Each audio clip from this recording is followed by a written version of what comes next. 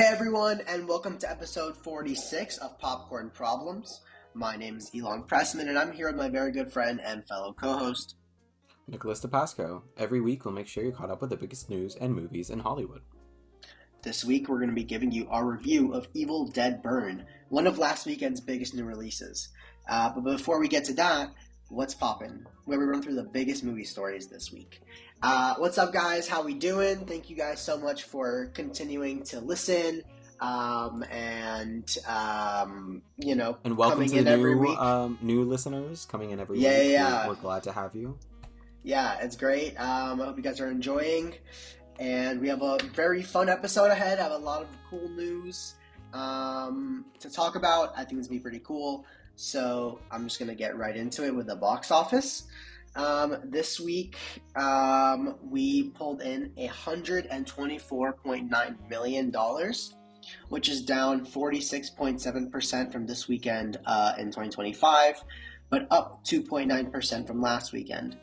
Number one was Moana, the live-action one, which came in at $43 million domestic, $95 million total global, on a $250 million budget. It came in at number one, but it came well below the projected 60 million plus debut. There's a lot of reasons for that. I just know that Dwayne Johnson saw that it came in at number one. He was like, I don't need to read any more of the article. I just need the headline. You know what I mean? Yeah. No, so there's definitely many reasons for that, which I'll get into because I did see this movie. So when we talk about it, the movie's awful. That's probably a big factor. What? No way, really? That's a big factor. You really caught me off guard there. Yeah. No, it's awful. Oscar contender, at least. And then also there's two other really big kids films in the top 10. Right? There's a lot of kids entertainment in the box office right now that is arguably much better. So I think that might have a lot to do with it. Also, the movie just fucking sucks. So that has a lot to do with it. Number two is Minions and Monsters in its second week. It pulled in 20.5 million domestic, which was a 45% drop, which means domestically it's at 108.2 million, and globally 280 on an $85 million budget. The lowest opener in the franchise cleared 100 million domestically.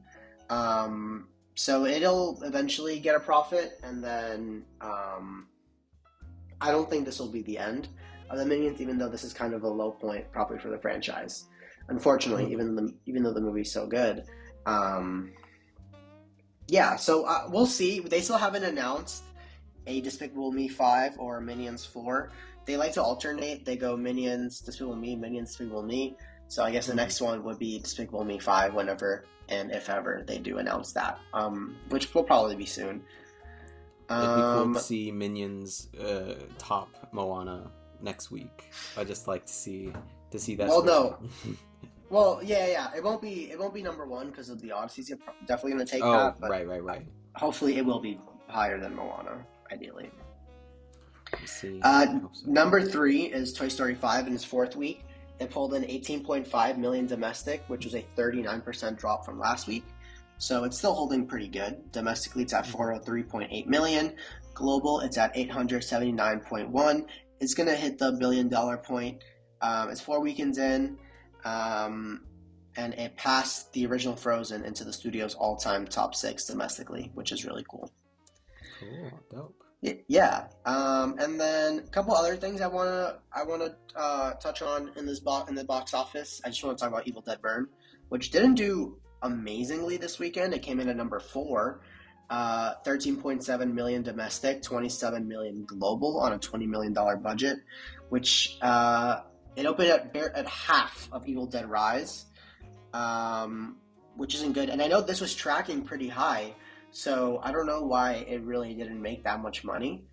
But yeah, so I mean, horror's cheap to make. It's it's known to be the cheap genre where directors can show off their style for cheap. So the movie's gonna make a profit, but there's another Evil Dead coming out so soon we'll see how that one does. That'll tell how the franchise is doing. Maybe this is just like, on the lower end. Maybe they can I come think it back. might be like a timing thing, genuinely, because I don't understand why Evil Dead Rise did so well. I mean, okay, I haven't seen Evil Dead Rise, but I've heard that it's not as good of a film as Evil Dead Burn. Um, and I think it's just like the timing. It's kind of like a weird time to release a horror movie. So in depth within the horror, like like we got Obsession and we got Backrooms during the summer, and those did really well. But those are horror movies, but they're not like typical horror movies with like gore and Right. blood and guts and monsters. This is very much that, and so maybe it's just not the vibe. I don't know when Evil Dead Rise came out. Like I don't know what time of the year it came out. I Um, want to but say it might have been April, May. I didn't see that movie, but I remember when it came out. yeah. And I think I also don't, just like I think the marketing was just better on Evil Dead Rise. I definitely do remember more of the marketing of Evil Dead Rise and was intrigued into actually watching that movie, which I didn't end up doing. But I remember when they were promoting that movie, which means that it worked. But for Evil Dead Burn, I didn't even know that it was coming out until like 2 weeks before, and I didn't even care until like 3 days before I actually watched the movie. yeah, it's unfortunate. Maybe Yeah, if it came out during the Halloween time, they would have had more time to promote it, and it would have yeah, been more in vibe, would have made more money. But I believe so too. yeah, we'll see how it holds over the next couple of weekends. Um, Couple other last things. The invite went wide this weekend. So it says it's the third weekend in the box office, but this is like that was in limited release. Now we're wide. So it went up 712% to 5.7 million domestic, and then globally 7.3 million on a $12 million budget. I think it goes even more wide this coming week. So we'll see if it goes up or down, but the word of mouth is really good on this movie, so I think it'll probably end up going up. Hmm. Um, Do we know Two the other budget for things. it? 12 million. 12 million. Yeah. I mean, it's fine. Like I said, like regardless, like you said, the word of mouth is really good. I'm sure whatever it makes, it'll be fine. It seemed Yeah. like a smaller film to begin with, anyway, and it seemed more of like a passion project, which I fucked with. Did you watched it? We'll talk about it later. Yeah. Two other things. We have Obsession. It's finally starting to slip in its ninth weekend. It's still only dropping 27%, which is still fantastic. I did rewatch it actually for a fourth time a couple days ago, so I'm the reason why it's still here, obviously. 3.8 million domestic, 253.3 million domestic total. It passed 400 million globally, obviously on a $750,000 budget. And then the last thing is Supergirl in its third weekend, global total. Do you want to take a guess what it's at globally? I'm just gonna see if you can guess. For Supergirl, shit. Yeah, global total. Would it be cheating if I asked you for last week's number? Because I don't have that. Okay, global total. Global total. I'm gonna say 240 million. 110.9. That's true. That's embarrassing, bro. That's That's awful. really bad. Holy cow. That is really, really bad. I think I heard it was like worse than Morbius, worse than like worse than the Marvels, worse than like the worst movies Yeah. we know It's gonna have go fallen. down as like one of the worst performing of all time. Like, which really sucks because like honestly I don't think it deserves it. it doesn't. Really definitely does. It definitely doesn't deserve it. Mm-hmm. But whatever. Year to date box office is up 11% from last year. Between January 1st and July 12th, the box office is 1.15 billion. And then that frame last year was 4.65 billion. A couple of things to note this past weekend. Michael crossed 1 billion worldwide, so it actually did make it. We were unsure whether that was going to happen or not. I don't know if you remember. The past couple weeks, we were like, is it going to get there? Is it not? It ended up doing it. So it's the first biopic to ever do that. So that's pretty cool. And it's also Lionsgate's first $1 billion movie. Wow, Obsession. I'm very happy that the small movie studio got Yeah, first yeah, movie. yeah. Obsession, like I said, passed 400 million, which made it the highest grossing film for under $1 million, which was a record set by the film Enter the Dragon since 1973. So yeah, pretty big weekend at the box office. We have a big weekend coming with The Odyssey that's projected to make 100 million plus. So I'm very excited to see that. A lot of news this week, so I'm just gonna hop right in. Nick, are you familiar with the Hotel Transylvania franchise? Oh, am I familiar? Yeah, I've enjoyed the films. Not the latest ones, but the earlier ones, yeah. Yeah, yeah, yeah. So the fourth one was a Prime original. Oh, I I don't did know if not you watch know that that. one. I 100% skipped that one. Yeah, it's really bad. It's a Prime For sure. original. But for the fifth film, it's coming back to theaters for an October 8th, 2027 release because we needed a fifth Hotel Transylvania. Absolutely. So, yeah. In that vein, we got our first look at an Alvin and the Chipmunks reboot, which is going to be in theaters in 2028. Did you see this? I did see this. They gave him they made him look like every live streamer. What's that one live streamer that always gets in trouble? He's like a white boy.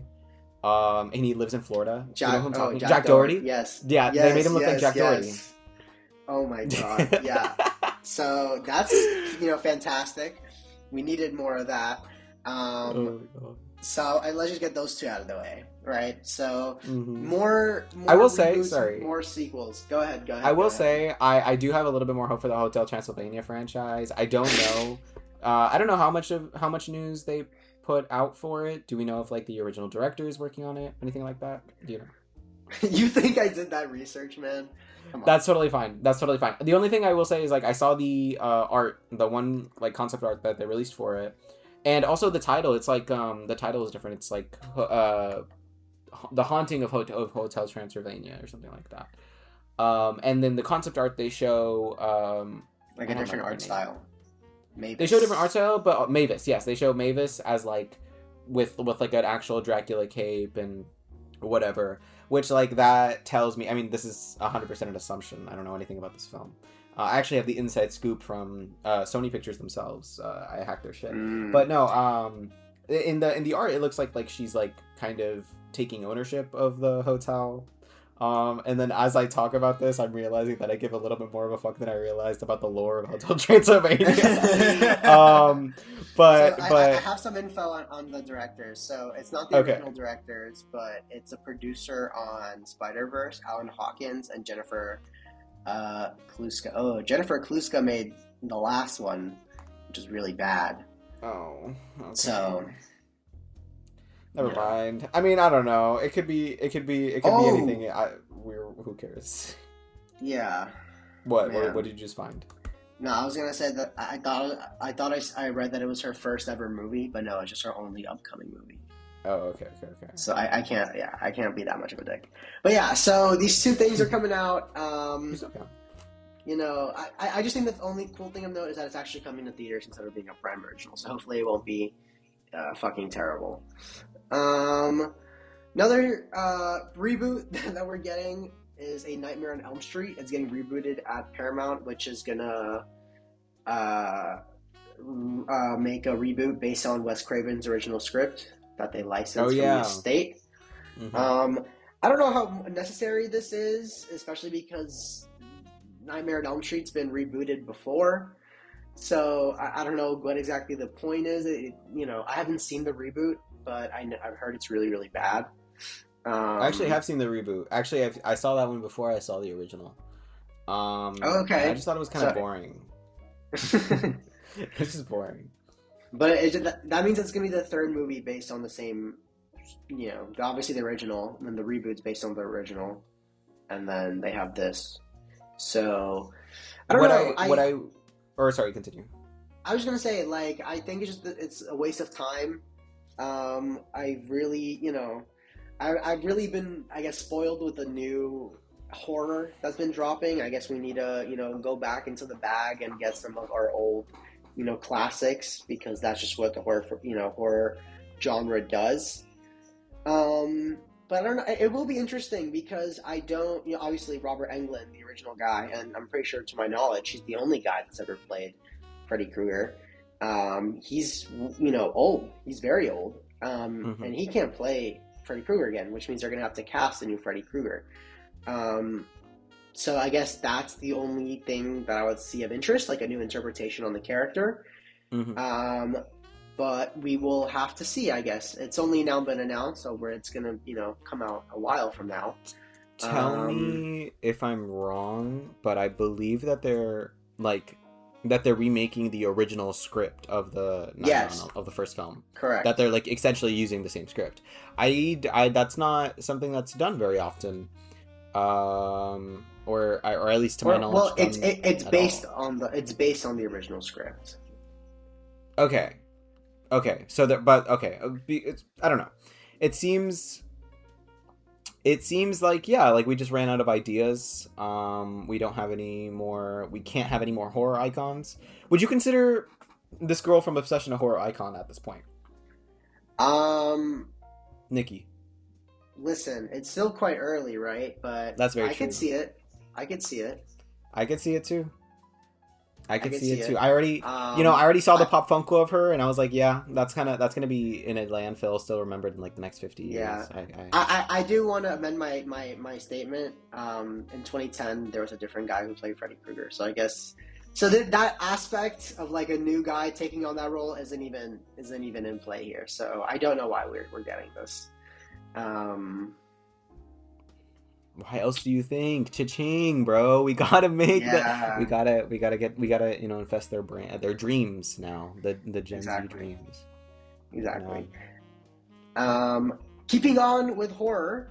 I don't know if you remember, but The Conjuring was supposed to be finished. We talked about the box office of the last Conjuring that came out. That was supposed to be the last one, but it made a lot of money.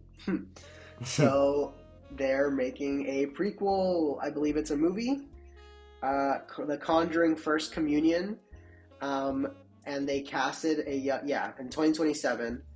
It's gonna be coming out September 10th, 2027. It's gonna be a prequel movie, and they casted the young Ed and Lorraine Warren, Garrett Waring, and Amanda Fix. I think they are fast tracking this movie. This is crazy. I feel like the other Conjuring movie just came out, and we just heard that they were going to be making, a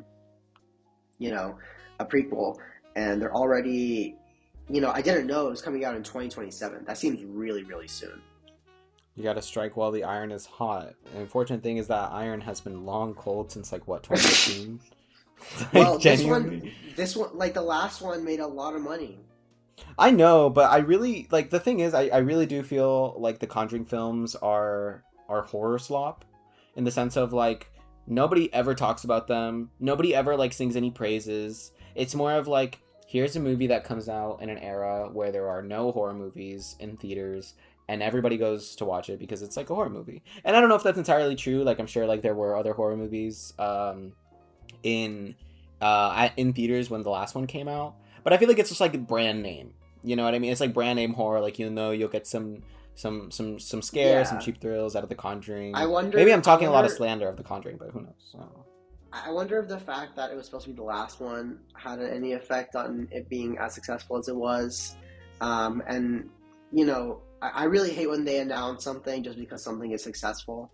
So, I think it cheapens the ending, knowing that there's going to be more coming.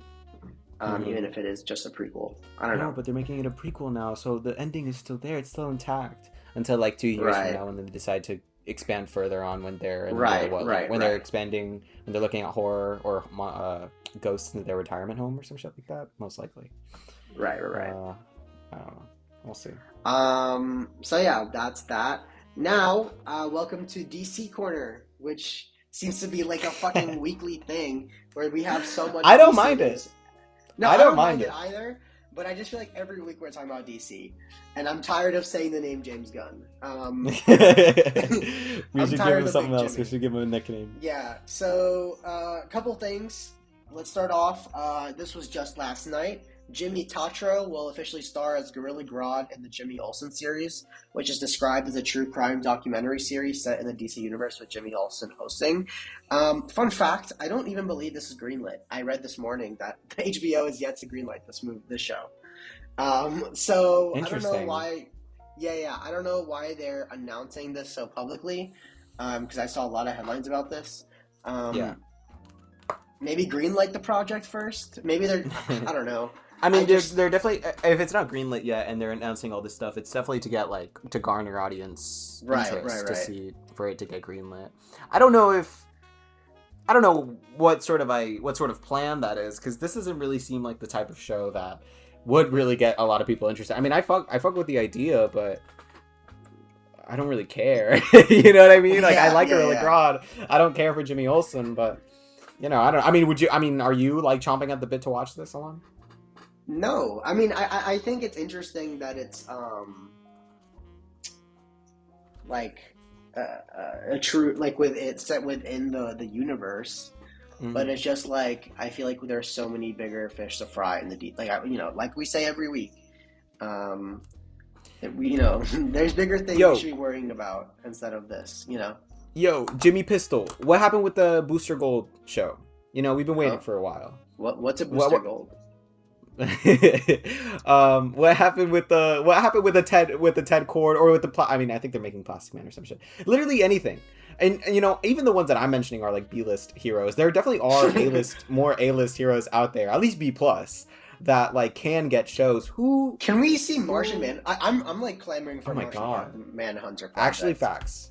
Actually, facts. I 100% agree. We should get Martian Manhunter. That would be so sick. Oh my god, as like a, you know what? I feel like the Martian Manhunter show, or Martian Manhunter show, should have the tone of the Green Lantern show.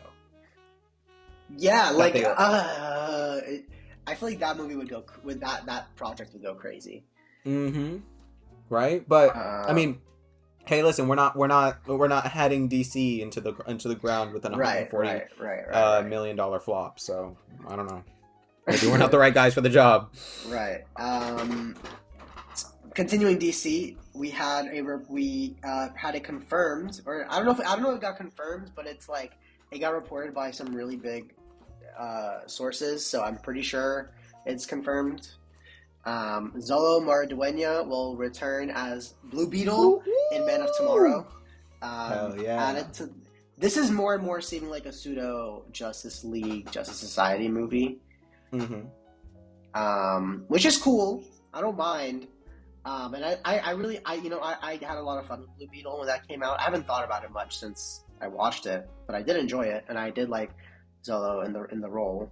I like him as an actor. He's from from Cobra Kai. Um, but this movie just feels very packed. It feels very, very, very packed. Um, if I had to guess, he's probably be part of the Justice Gang, right? That's likely what he's gonna, you know, be doing in this movie. Mm-hmm. I wonder how big his role is gonna be. And then I know he's supposed to be getting like an animated TV series, so I wonder if this is gonna lead into that or what. Um, I'm pleasantly surprised. Let's say that he's in the movie. I would not have expected that. Blue Beetle Battalion, we are up. Hell yes. I made on my sister's birthday. My sister does not care about superheroes at all, mind you. I think the movie came out on the same day as my sister's birthday, and I was like, yo, you're great. I love you and everything, but we gotta watch this. And I dragged my entire family to watch that on her birthday, and I didn't give a fuck.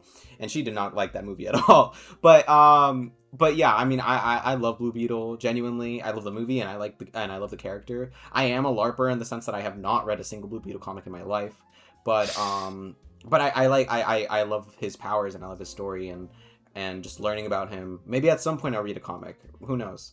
Probably not. But yeah, so I'm just very excited to see him come back, and because when the film came out, when Blue Beetle came out, James Gunn said that he is part of the DCU, so actually seeing that put into action, with this film. And yeah, it is going to be really cool. It's going to be really interesting. And I also agree that this is a very packed movie. I'm not necessarily... I don't know if I'm worried about the film being, for lack of a better word, bad. Because I don't think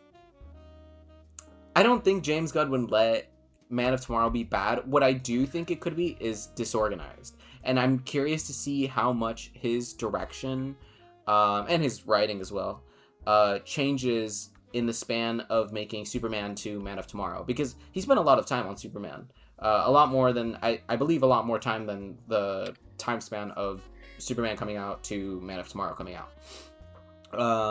So, like, it'll be interesting to see what changes in his direction with all of these other, I guess, pressures on his back, like, you know, running the whole studio and managing all these other micromanaging all these other projects and doing all this stuff, and and how it turns out within the film.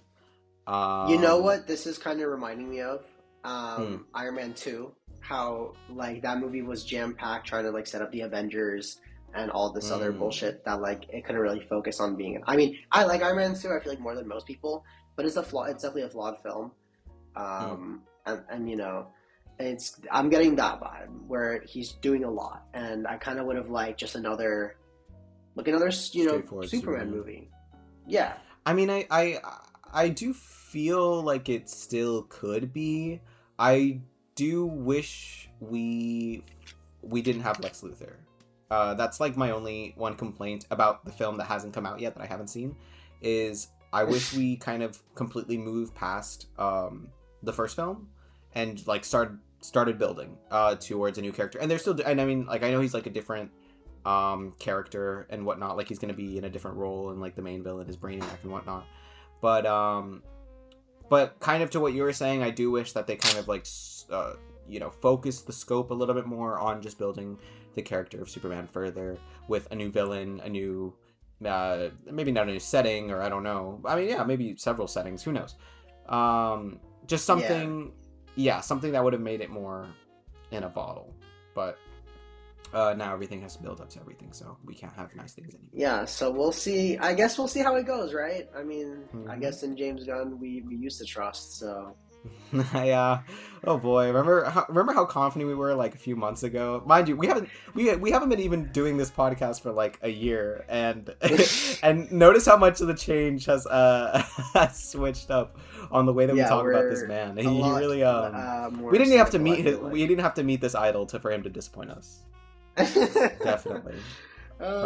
Speaking of DC, the Batman Part 2 has been delayed to February 18, 2028. It honestly shatters my heart to even read that sentence out loud. I guess all because of a shitty J.J. Abrams film. All because of a shitty J.J. Abrams film. Like, as long as the movie's good. No, but bro, like it would have fit the vibe so well because it was coming out at the 2028, bro. It would have fit. Dude, it that just so feels well, so especially since it's like a far, snowy movie. I know, bro. I know. It's think absolutely about it. Tragic. 2027, we could have had a Spider-Man movie in Beyond the Spider-Verse, an Avengers movie in Avengers Secret Wars, a Superman movie in Man of Tomorrow, and a Batman movie. Oh my god.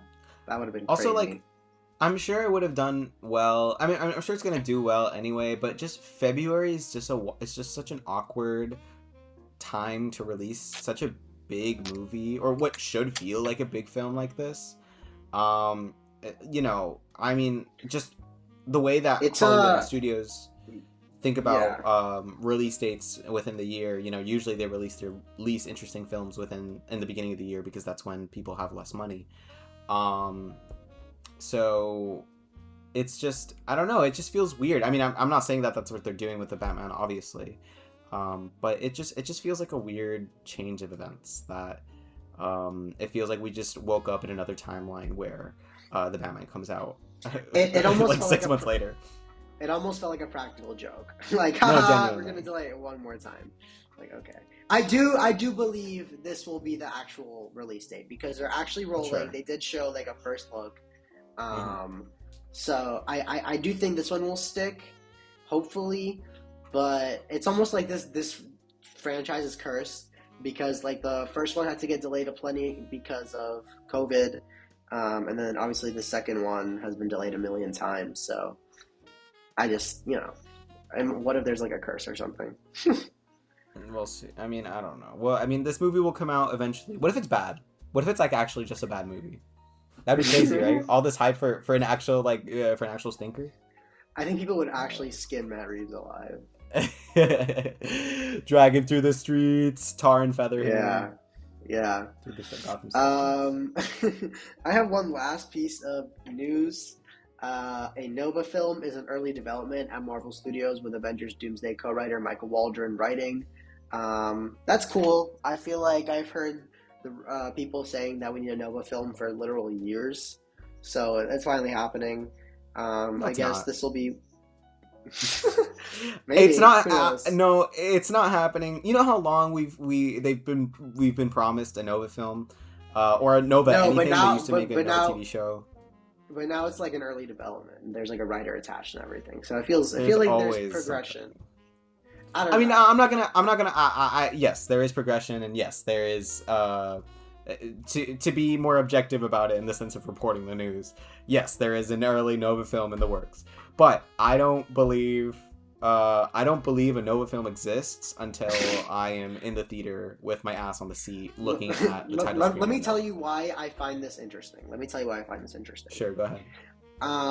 This is one of the first movies that we know for sure are going to, at this point, coming out post Secret Wars. We know X-Men, and we know this as of right now, right? I mean, I guess also Black Panther 3, we know that's in development because Denzel Washington said he's in that.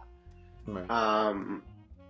But this is like this is gonna be probably really big in setting up what the cosmic side of the new MCU is post Secret Wars, and I think that's gonna be really cool.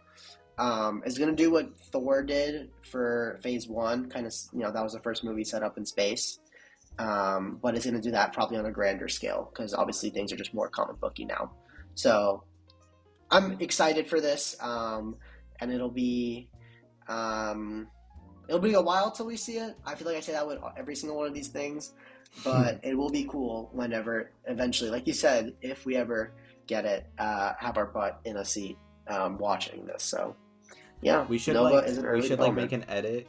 We should make an edit of what we think about a film when it's first announced. Cut to the actual review of the film when that'd be really when cool. We actually watch it, right? I think that'd be neat. All right, yeah, cool. I love that. We'll do that. All right, so I don't have any other news. Nick, did I miss anything? Anything you want to throw in? Did you see the well, I guess this isn't so much news as it is more rumors, but the X-Men casting. Have you been keeping up with this? A little bit, but so originally Adam Driver was rumored for Magneto, but now I see that he's rumored for Sinister, like Mr. Sinister instead. Patrick Wilson is rumored for Xavier, and then Dustin Hoffman for Cyclops. That's cool. Cooper Hoffman. Yeah. What did I say? Dustin? Whatever. Yeah, you said Dustin. Oops. Cooper Hoffman. No. Whatever. It's cool. I think Comic-Con we're going to be getting an X-Men announcement. I think that's why all this is starting to leak now, because they're getting their ship ready to announce all this. If not at Comic-Con, then at D23, which is like only a few weeks later. So I think very, very soon we're going to have our new X-Men lineup, which will be very, very exciting, I think. For sure. Yeah, I also do like the fact that they are going like younger generally. They're going, at least with the way that they're taking like Professor X and Magneto. What it seems like to me is that they're kind of doing like X-Men First Class, but without calling it First Class, like actually just like starting the story there. Which I like. Yeah, I like First Class, so I don't mind that. Me too. Yeah, I'm very excited to see these young actors grow into the role as well, almost like a new age Harry Potter, but for even nerdier children. Um, but yeah, I don't know. It'll be interesting. I'm keeping up with the switch from Adam Driver to from Magneto to Sinestro. I would love to know where all these people are getting their sources. Just because, like, how does some shit like that happen? He said, Regardless, she said. yeah, it is very much he said, she said. Regardless, I am into Sinestro Adam Driver. Not so much Magneto. I Yeah, I didn't love him as Magneto, so I'm happy he's. I really liked when people were saying like Denzel Washington and yeah. what was the other guy? I think it was. I remember the rumor that you're talking about. It was Denzel and what was it? Whatever. Anyway, Was it? So yeah, doesn't matter. Right. X-Men announcement probably very soon, which is awesome. Did you have anything else, or was it just that? No, just that. All right. So that's it for what's poppin'. Let's move into what we watched. I'll start us off this week. I saw The Invite, which I was very excited for. And yeah, it was fantastic. It's currently my second favorite movie of the year. I thought it was really funny. I thought it was shot really well. Some really great performances. I just thought it was really well made, very expertly directed. Thought Seth Rogen was crazy good. Like, I always love whenever he turns in like really good like actual acting performances on top of his comedic stuff. And I think this movie handled like the serious like story stuff with the comedic like jokes. There's some slapstick humor, a lot of good timing stuff. I thought it was really great. You already talked about this movie a couple weeks ago, right? Mm-hmm. I believe so, but just to compliment what you said, I people have been comparing it to like a 12 Angry Men and like a very like classic Hollywood sort of like simple, straightforward, conversational sort of narrative.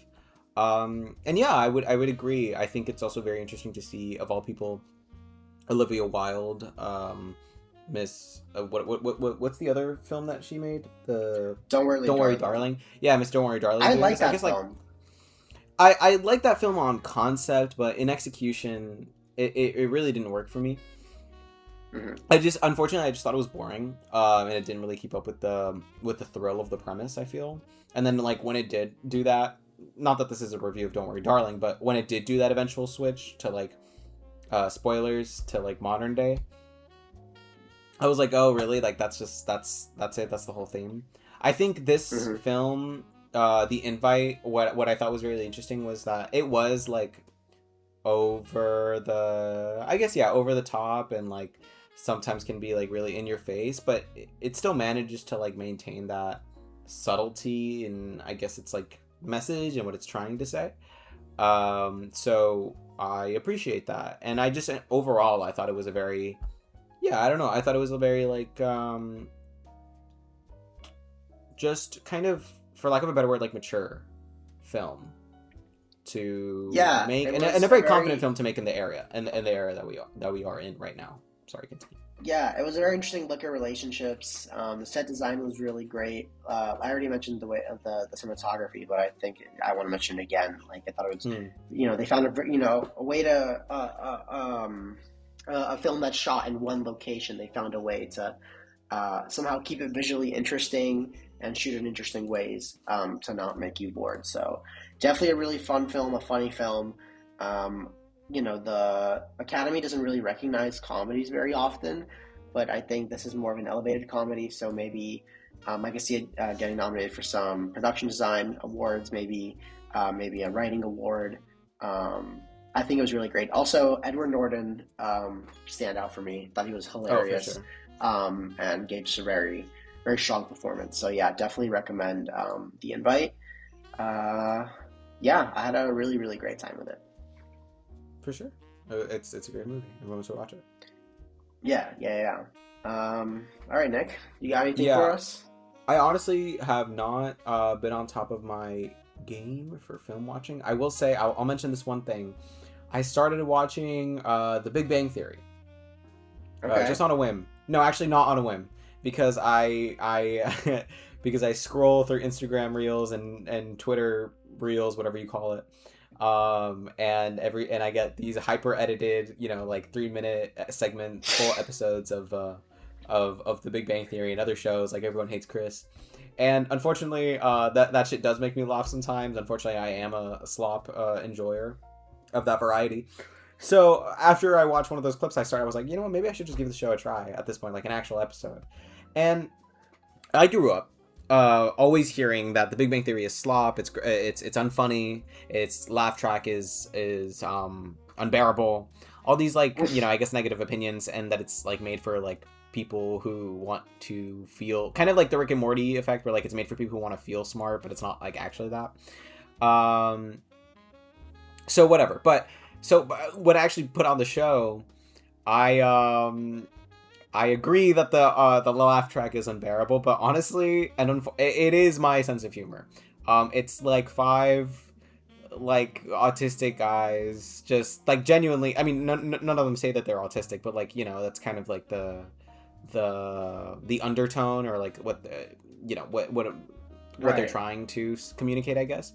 And something I realized while watching the show is that the laugh track is necessary. It's more than just like for the sake of like a sitcom needing a laugh track.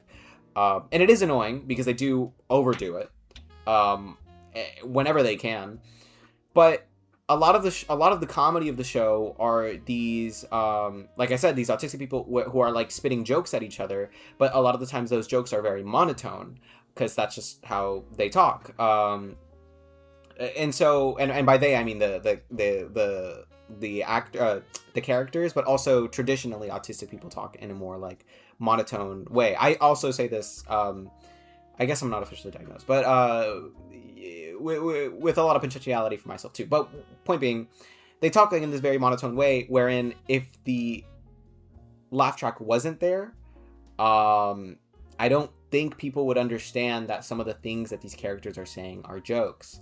So, like genuinely, okay. Just because like it's supposed to be like, it's like sometimes it's just like a dig or like a silly response, but it's not animated, it's not exaggerated, it's just very like in that sort of frequency, I guess. So I don't know, I just think it's, and at the end of the day, like some of the writing is actually quite clever and quite funny, at least in the first season, which is all I've gone through so far. I don't know if it gets better or worse. But yeah, I don't know. Big Bang Theory redemption arc, Big Bang Theory revival, reviewing, like a relook at the Big Bang Theory. We might need to do that. Because it's not that bad. Yeah, and that's pretty much all I watched all week. All right. There we go, the Big Bang Theory. So keep us updated if it gets worse or not. I have one other thing that I'll talk about. I feel like a shill because I'm going to talk a lot of shit right now, but I still went and watched in asterisks because I walked out midway. But I watched some of the Moana live action remake. And it was awful, as you may expect. It was soulless, it was lifeless, it was just worse in every way than the original. The Rock, it was, this was a huge Rock ego project. It stunk a bit when it got announced, and very clearly is that. Everything just looks ugly and not animated, and not the way the story should. It is unfortunate, I think, because Moana is such like a modern day classic. I think it's gonna. I mean, I don't know about now because it's getting so inflated between Moana 2, which I didn't think was that good, between this, and then we have a Moana 3 that was confirmed last week. Yeah, I don't know. It's unfortunate. It's also not surprising. The songs are all fine. Nowhere near as good as the originals. Like they, ad-lib lyrics here and there. They just don't sound as good. the flow is all off just because they're not animated characters talking. So it just doesn't sound right. It doesn't sound as good. Um, yeah, don't waste your time. Obviously, people aren't wasting their time with this movie because no one's fucking watching it. It's quite unfortunate. Um, yeah, that's my review of the Moana live action. Don't watch it. And also, Tamatoa looked really bad. I know they showed him in the trailer, but I just, like, it was really bad. Like, he really looked, it was hilarious.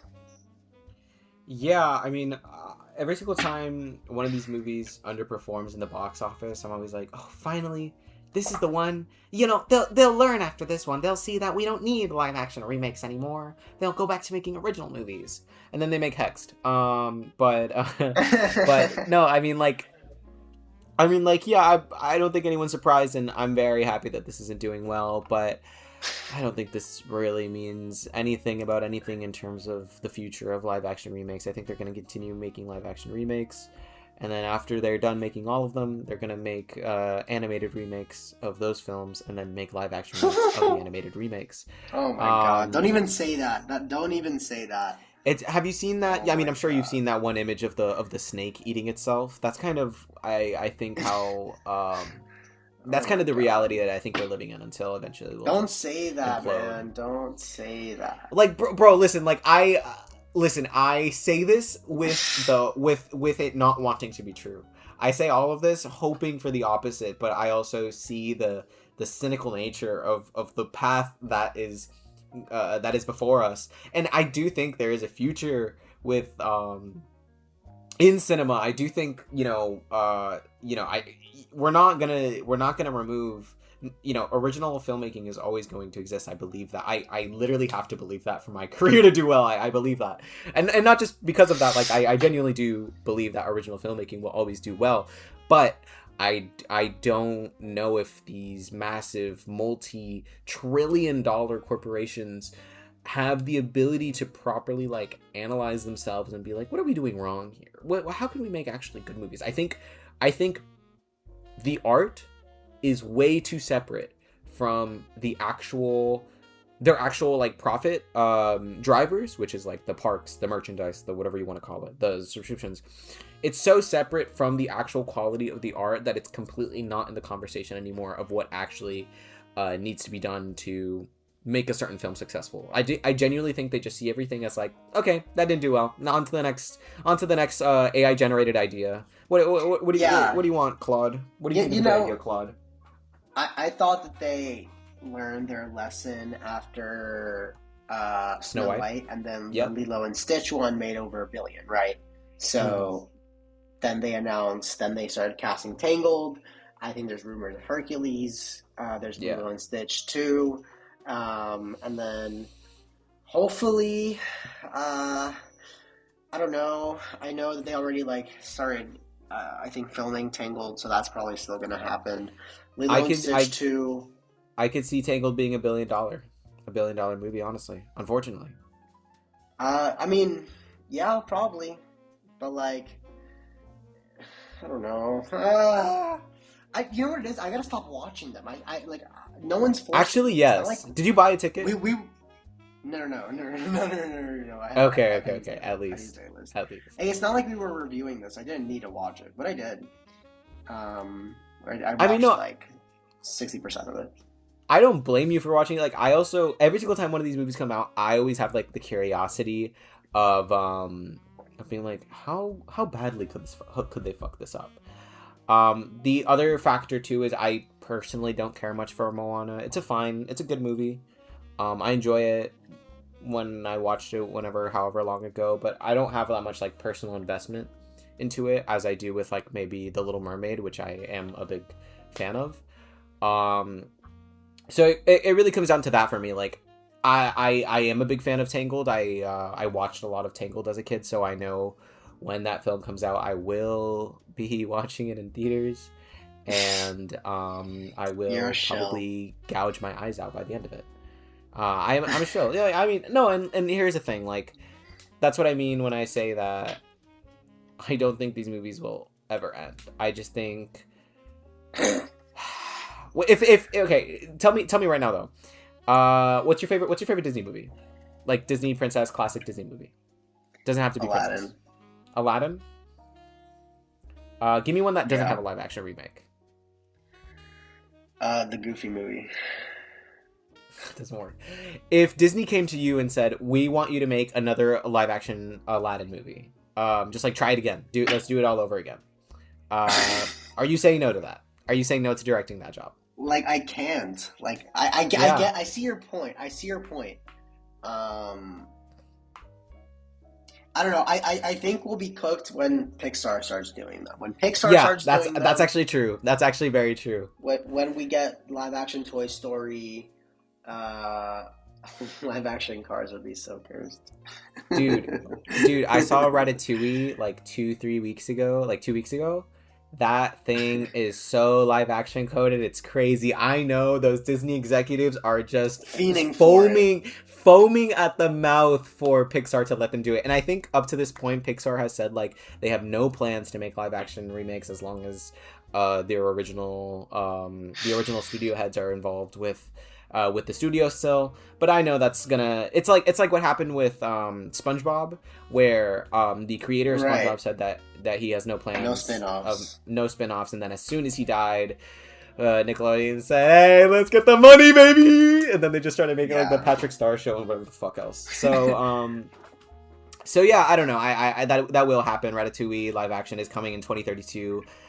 Get your what is it called? Chef hat popcorn bucket with a little Remy in the middle, and then they'll also have a little like puppet Remy walking around the streets of greeting people, and then like a pop-up restaurant. I think a live-action Toy Story would be really scary. I really hope that never happens. Well, I think there are Pixar films where you can and can't do that. Like I could see a live-action WALL-E happening.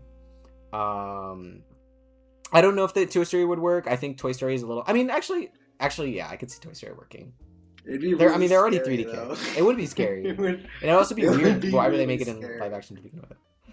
I don't know. It'd be really, really scary. I mean, why make any of these live action, man? Like, what the fuck is the point?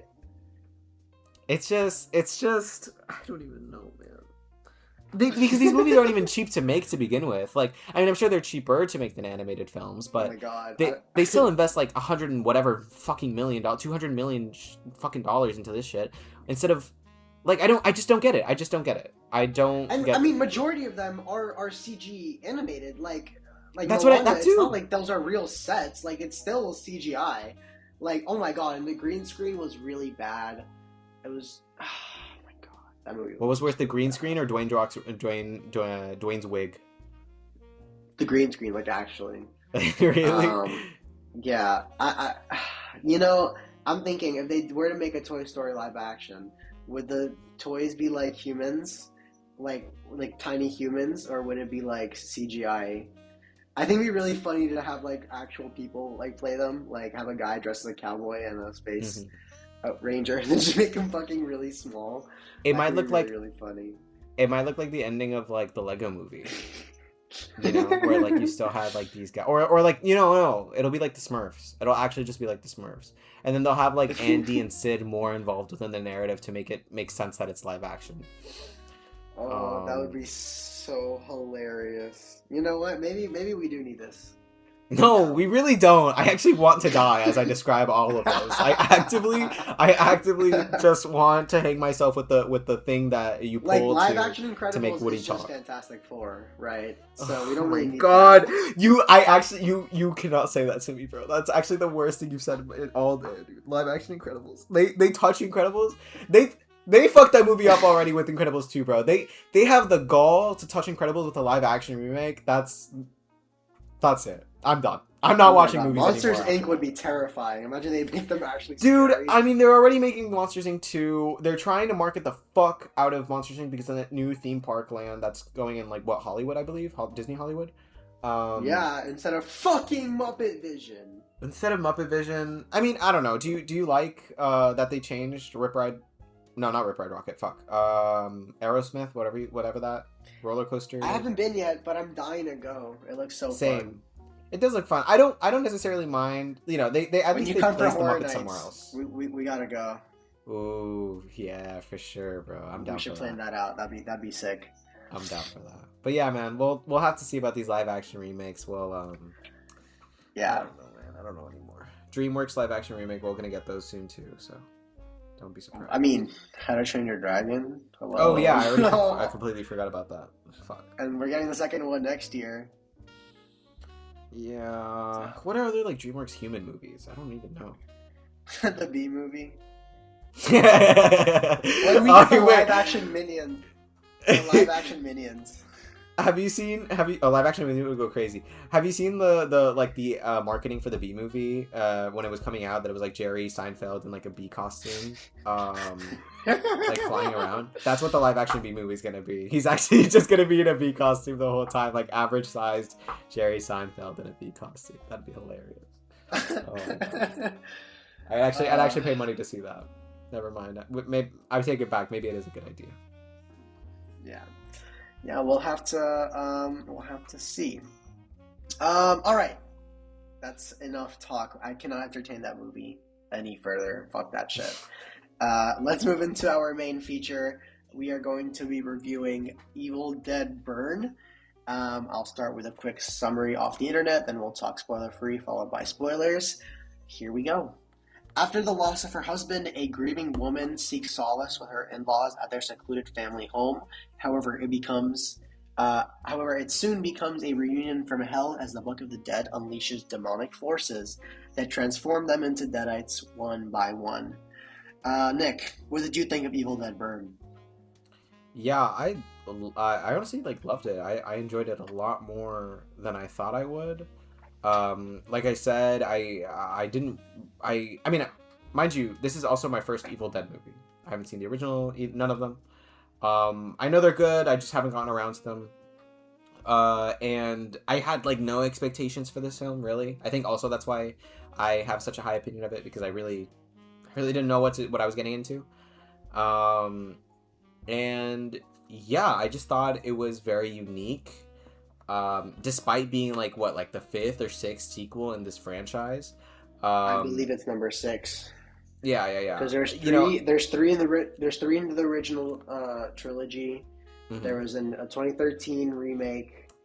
There was Evil Dead Rise, and then there's a 3-season TV show, Ash versus the Evil Dead. Right. I do think that's like more based on the originals, though. I believe. Yeah. I appreciate the fact that this movie didn't care if you watched the originals or not. I also have a basic understanding of what happens. I know about the book and about the demons, that they're demons. That's pretty much it. I just know that there's a book and then there's demons. That's all the knowledge that I had going into this film. And so I appreciate that, like I said, it doesn't linger too much on the lore. It doesn't really need to. I feel like what really worked for me the most is how the movie is kind of sets itself up, wherein it just places you in the middle of this situation between all these friends, and you don't really know what's going on. You don't really know which character you're following, and I kind of felt that not just in the beginning, but as the film progressed further on from the title sequence and everything. I was still, what's going on? What's the arc here? What am I supposed to be following, even if this is our main character? But I appreciated that the film was confident enough to keep us within that feeling and not really have a ball rolling as to what the story is until maybe the midway point, I would say, to then just get you really hooked into the idea of all the different people turning into demons. Yeah, I don't know. I just thought it was really interesting, and it constantly surprised me. The cinematography is great as well. Super, a lot of interesting and creative shots that I have not seen in horror anytime soon. And the themes of the film as well. I am kind of rambling a little bit, so I'll let you talk after this. But I also think the film was very. I also think the film was very smartly written, not just in like the way that the characters talk, but just like the general like narrative of what's going on. It has a lot of emotional depth to it,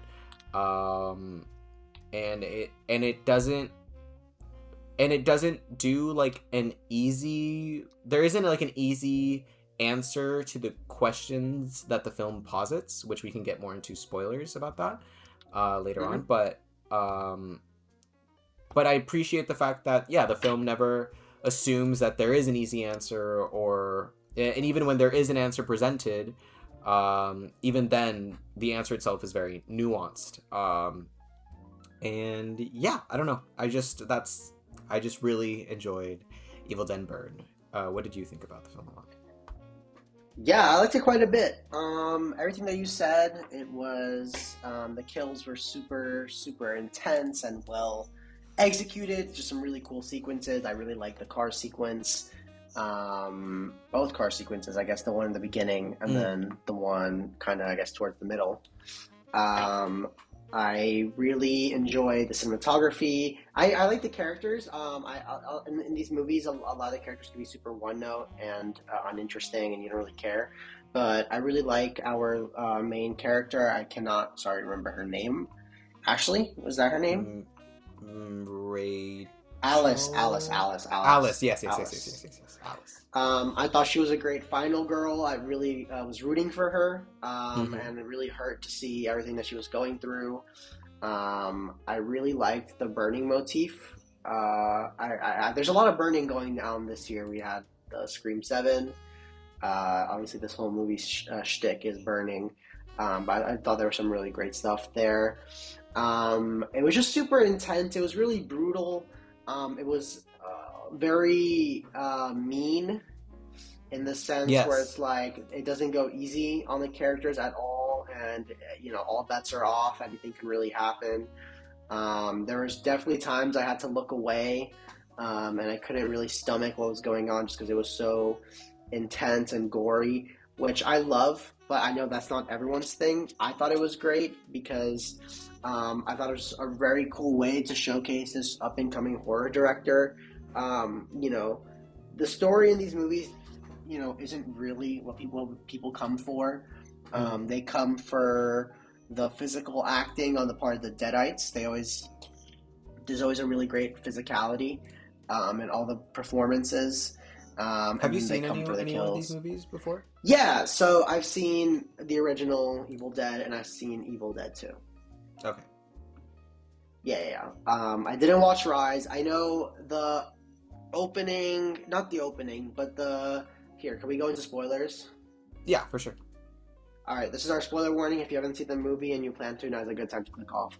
I know the opening, like the Deadite that kills the abusive guy, like, the start of the movie. And then the car, she is, I believe, the entity from the previous movie, the one that passes it on here, which is pretty cool. So I haven't seen that movie, but I read that online. And then I know. Do you know anything about the first kill with the guys on the boat? Like, I thought it was really cool.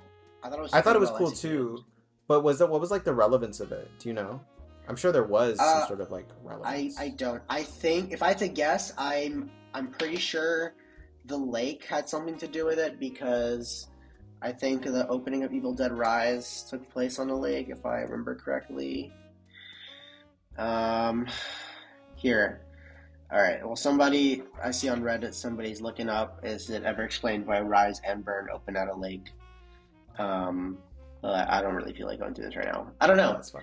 But I thought it was an effective scene. I thought it was super gruesome and a good way to get us like in the mindset of the film. The acid, like, yeah. Well, sounds good. It was just, I don't know. It was a good way to ease us in. I really, like I said, I really liked the way it was shot. Like everything was super tight and super uncomfortable. It is unfortunate because it's just really great sequence, like a oneer in the middle, but that's like in the trailer. Yeah. With the camera work like going back and forth when the wife of one of the brother walks in at the start. You know what I'm talking about? Yeah. But yeah, I'm rambling as well. I had a great time with it. I thought it was really fun. Not fun, like fun as in like on a horror.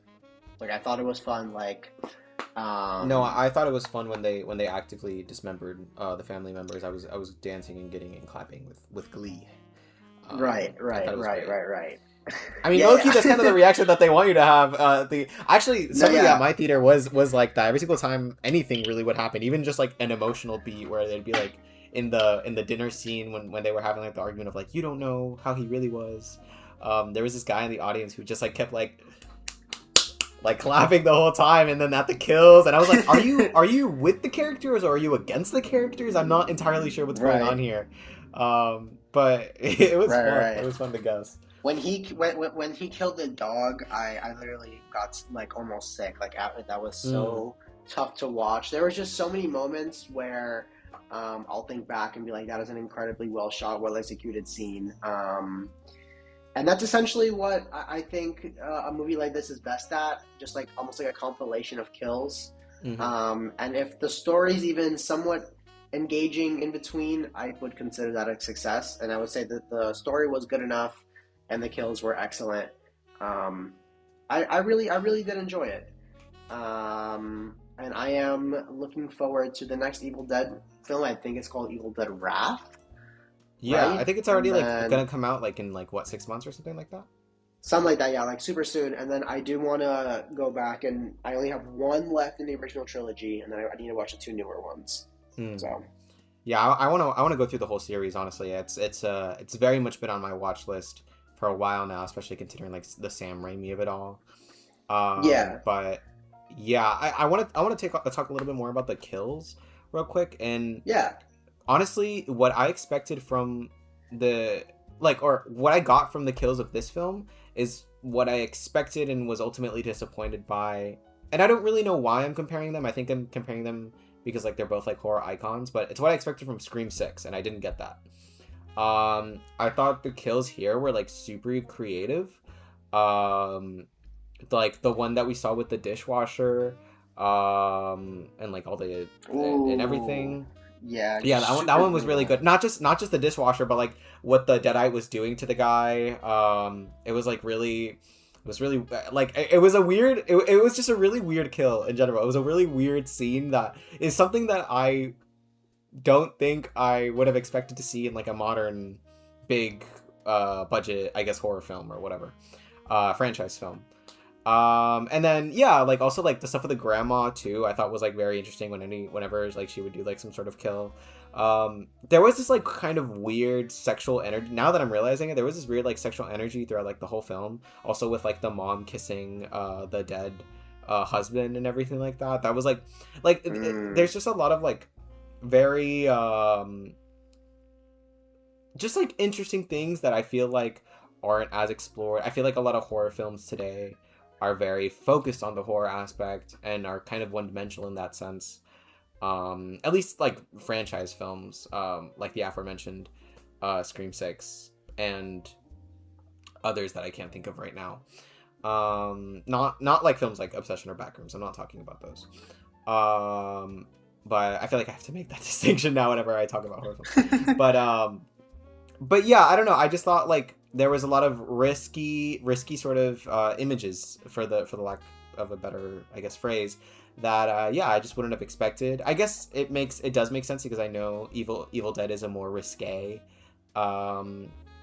series in general. They don't, it's always been like that. So it's nice that this one still keeps within that sense, within that Yeah, yeah, attitude, atmosphere, whatever you want to call it. Yeah, what was your favorite kill? yeah. Or sorry, I don't know if Um, you had something to say about that. no, my favorite kill is the headrest one.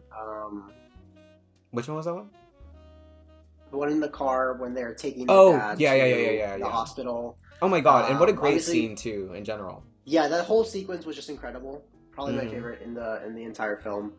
Um, but also like the thing with the razor was just so hard to watch. Oh, yeah, yeah, yeah, yeah, yeah. I also feel I, like I, I, I the I different don't daggers know. was fun too. I was like, oh, this is real Yes, fun. yes, that was great. That was great. Mm-hmm. I just want to point out that like the director, he's a French director, Mm-hmm. so there's a lot of the French like brutality brought into the film. Yeah. He's definitely one to watch just because the people behind these movies always go on to do some really crazy things. Obviously, Yeah. Sam Raimi, Fede Alvarez did the 2013 one, the reboot, and he obviously went on to do Alien Romulus, which I really liked. Same. Um, and then Lee Cronin did Evil Dead Rise, and then obviously he went on to do The Mummy, which I didn't love, but I didn't love it as a mummy movie. But if you were looking at it, through like a possession movie, I guess it was all right. It has its moments. Yeah, I'm just curious to see what this guy's gonna do next because he's super talented and it's gonna be super interesting. Yeah, something about like the French aspect of it too is I do feel like I very much felt it within the film. I guess it also didn't help that like obviously the main character was French, so you kind of get that sense to begin with. But I did very much feel because I've also been watching just more French films on my lonesome that I don't necessarily talk about on the podcast because I don't have much to say other than it's a good movie. But Mm-hmm. yeah, I just noticed like these like I guess more Frenchisms within like the I guess the visual language of the film, especially with the emotionality of what's going on. I Something I really liked about the film is that I think is very particular in its Frenchness is kind of like the relationship tensions that are going on. Like we said, the whole relationship between the people, I don't remember their names, but the people that were in the car scene. That car scene I really like in general, not just for the kill, but also because of like the dynamic of what's going on. Of like, do you want to shoot your? Yeah, are you not gonna shoot your dad? Who's like particular? Like, who would you do? What would you do in that sort of situation? Like, it made me think about that. Is what I'm saying. And yeah, I don't know what I would do in that situation. I mean, I would like to think that yes, I would protect my girlfriend, but we don't really know until we're in the moment. Hopefully never. But but but yeah, and there were a lot of like other moments like that where the lines of priority with what comes to like relationships or family is like really tested, and that's a theme that really like hooked me and kept me engaged throughout the film that I feel like I haven't seen a lot just in general, but also just especially within, like I said, an established franchise film like this. It's something that really caught me off guard and surprised me. Yeah. Yeah. Yeah, I don't know. Yeah, that's just another thing. I don't know if you have anything to say about that, but No, not really. I just really liked it. I thought it was. Oh, actually, I do have one last thing I want to mention. The guy who plays the cowardly brother, Joseph. yeah, I feel like he's always such a pussy in everything he's in. I've And I seen him love in other that things, but I trend. couldn't put my finger on it. What else has he been in? He's been Uh in Wednesday, oh, and maybe. he played Muse in Daredevil Born Again, and he wasn't that good. But just everything he's in, he's just such a whiny bitch, and I just think it's great that that carried out into this film. So I'm not surprised. I mean, he plays the role well. Like I 100% bought it, and I was also like I think he does it well in the sense of like you get a little sympathy for him, but you're also like, bro, like fuck off, like come on, dude. Like that's kind of how I felt throughout the whole film with him. It's like, bro, like are you fucking for real right now? Like that's not the right thing to do or whatever. But Yeah. So yeah, I don't know. Great, and in general, great cast, mind you. Like everyone yeah, did a great job, and I've never heard of anybody in this other than I guess this guy, but I don't even know his name. Um, yeah, just incredibly acted film for both like the human aspects and also the Deadite aspects. One thing I noticed in particular was when the at the end, when the fight went all the way to the roof. Bro, the way that the mom like crawled on the tiles of the roof when she left the window, dude, that shit like actually freaked me the fuck. I was like, oh my god, I did not expect her to be that like yeah. quick, This whole bro. movie was incredibly unnerving, and Yeah, yeah, and I thought it was really interesting the ways that they felt that they made you feel unnerved. Like also not just with like kills or violence, but also like for example when that one Deadite took out the grandma's dentures and then put it in her mouth and then put it back in the grandma's mouth. I was like, that's such a stupid, like, simple thing that, like, you wouldn't really think of it being, like, a part of a horror film that, like, could actually garner a reaction, but it 100% does. And it you know, it didn't have to be over the top, and it wasn't, and it still worked. Yeah, I don't know. Like I said, this is just a very creative film, through and through, and I'm glad that just because it's part of the Evil Dead name brand, that they still put their whole OC into this, if you know what I'm saying. Yeah. Yeah, it's really cool. And I just want to mention again the whole fire motif was really great. Oh yeah, Really yeah, for sure. Just like I don't know, it did make me want to go back and like, I mean, obviously I've been wanting to watch these films for a while, but like this one really like was like, damn, I'm really missing out. I'm really missing out.